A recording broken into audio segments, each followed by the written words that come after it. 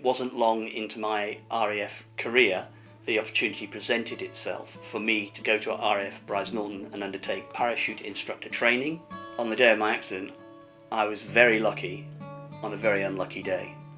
It unfolded very, very quickly. We jumped at 6,000 feet, deploying my main canopy at 2,500 feet.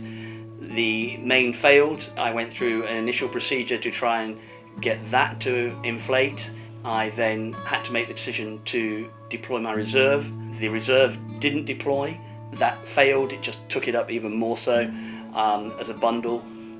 But it did alter my body position from belly first to feet first.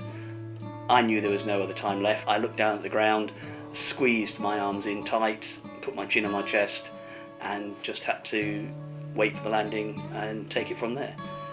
When I was lying on the ground, it was evident that I was paralysed. I knew that from that very moment. It was a very salient moment because being conscious was the shock to me.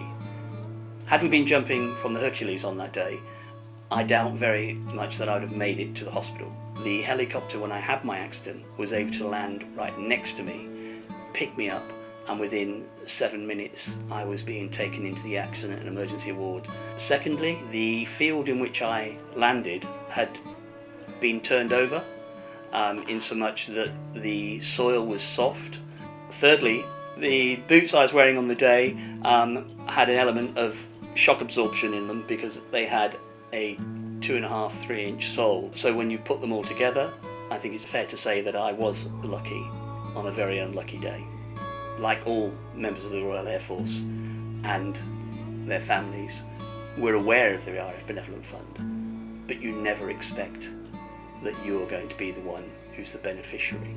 If it hadn't been for the support I've received from the Royal Air Force Benevolent Fund over the last 32 years, I would not have been able to live the lifestyle I have chosen to do so, and for this I will be eternally grateful.